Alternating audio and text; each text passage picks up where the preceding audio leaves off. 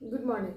आज हम लोग पढ़ाई करेंगे वर्ग 8 के सब्जेक्ट है अतीत से वर्तमान, अध्याय 11 कला क्षेत्र में परिवर्तन का चौथा भाग, जिसमें हम लोग देखेंगे कि साहित्य में राष्ट्रवादी विचार का विकास कैसे होता है। तो इसके लिए हम लोग को सबसे पहले जानना है कि साहित्य क्या होता है। तो साहित्य का मतलब होता है सत्य सार, मतलब ऐसी नाटक, कहानी, कविता जिसके माध्यम से काल्पनिक पात्रों के माध्यम से समाज में घटित होने वाली जो घटना है उसको लिखना, प्रदर्शित करना, बताना, सब उसी को साहित्य कहते हैं। ऐसा माना गया है कि साहित्य समाज का आईना होता है, मतलब समाज में जो होता है वही साहित्य में वर्णन किया जाता है। तो चलिए हम लोग देखते हैं, साहित्य को समझ गए। साहित्य का मतलब क्या होता है।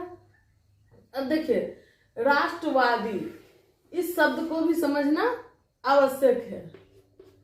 राष्ट्रवादी का मतलब होता है कि सबसे ऊपर राष्ट्रहित, मतलब किसी भी प्रकार की अगर एक्टिविटी, क्रियाकलाप हम लोग करते हैं उसमें पहला प्राथमिकता क्या होगा कि राष्ट्र का, देश का किसी भी प्रकार से नुकसान न हो, उसका किसी भी प्रकार से अपमान न हो, वही है राष्ट्रवादी विचार। तो साहित्य में जो पढ़े लिखे वर्ग थे 19वीं शताब्दी के उत्तरार्ध से, तो वो लोग साहित्य के माध्यम से लोगों में एक नई जागृति उत्पन्न करने का प्रयास शुरू कर दिए कि हम सब भारत वाले एक हैं और हमारे सब व्यक्ति के हित किसी न किसी खास एक्टिविटी जो उस समय जरूरत था उस चीज को बताने का काम करने लगे। वो जैसे कि अंग्रेज हम लोगों पे शासन करता था उस समय 19वीं शताब्दी के समय में, तो उन्होंने साहित्य के माध्यम से, साहित्यकार जो थे साहित्य के माध्यम से बताना शुरू किए कि हम लोग गुलाम हैं, हम लोग पराधीन हैं और हम लोग को आवश्यकता किस चीज की है, स्वतंत्रता की आवश्यकता है। तो इस सब बातों का वो वर्णन शुरू किए साहित्य के माध्यम से। तो इन्हें देश की आजादी, स्वतंत्रता, स्वाधीनता की बात करते थे और देश के गुलामी को साहित्य के माध्यम से दिखाने का काम करते थे। उन सभी को कॉमन रूप से कहा गया कि राष्ट्रवादी साहित्यकार हैं ये सब। तो इसमें कई भाषा के साहित्यकार थे, जैसे कि आप देखेंगे कि हम लोग अभी पढ़ेंगे बांग्ला साहित्यकार, बांग्ला भाषा वाले जो साहित्यकार थे उनके बारे में जानेंगे। इसी प्रकार से हिंदी भाषा वाले साहित्यकार थे, उर्दू भाषा वाला साहित्यकार थे। तो इन सब में से जो प्रमुख राष्ट्रवादी साहित्यकार सब थे उन्हीं के बारे में हम लोग को जानना है। तो सबसे प्रमुख बांग्ला भाषा में जो साहित्यकार थे, राष्ट्रवादी साहित्यकार, उसमें सबसे प्रमुख नाम आता है बंकिम चंद्र चट्टोपाध्याय जी का। बंकिम चंद्र चट्टोपाध्याय, इनका प्रमुख जो कृति है वो है आनंद मठ। आप नाम जानते होंगे कि भारत का राष्ट्रगीत किसे कहा जाता है, तो वंदे मातरम को। ये वंदे मातरम गीत जो है वो इसी आनंद मठ से लिया गया है। किसके द्वारा रचित है आनंद मठ? बंकिम चंद्र चट्टोपाध्याय के द्वारा।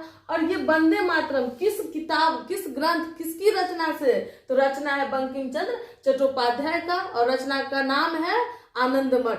तो वंदे मातरम लिया गया है आनंद मठ से।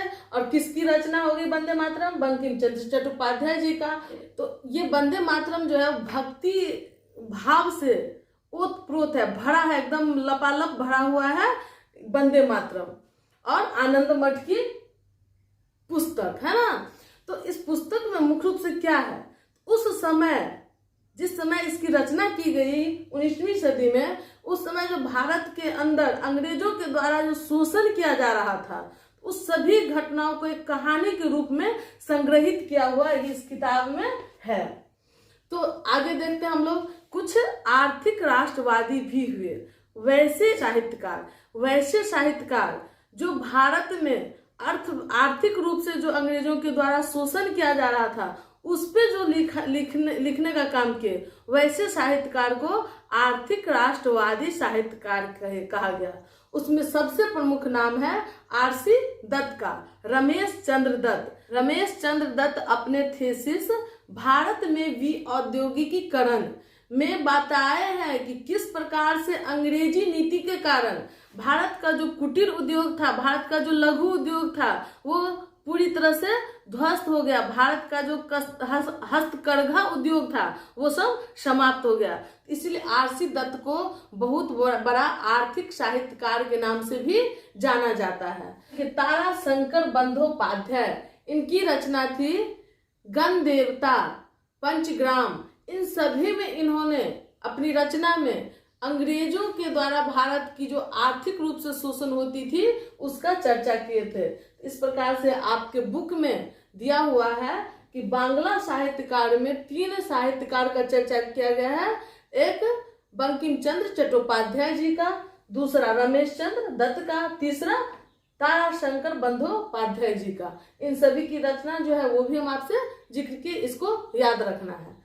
हिंदी साहित्यकार में सबसे प्रमुख नाम भारतेंदु हरिश्चंद्र जी का है। इनकी जो प्रमुख रचना है वो नाटक है अंधेर नगरी चौपट राजा।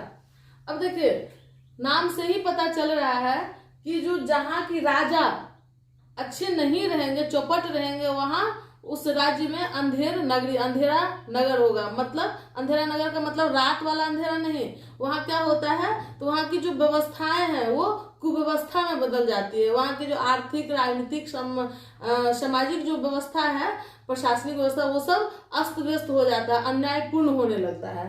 तो इस तरह की कुछ वर्णन इन्होंने अपने नाटक में पात्र के माध्यम से जिक्र करके इस रचना में बताए हैं।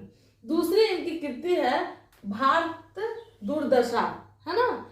इसमें भी, ये भी उनका नाटक ही है, भारत दुर्दशा। इसमें भी भारत में अंग्रेजों के द्वारा किया गया शोषण को दिखाया गया है। तो इस प्रकार से हम लोग देखें भारतेंदु हरिश्चंद्र के कृति को। आप देखिए प्रेमचंद्र जी की जो कृति है, इसमें प्रमुख है आहुति, गबन, गोदान, जिसका जिक्र आपके किताब में किया गया है।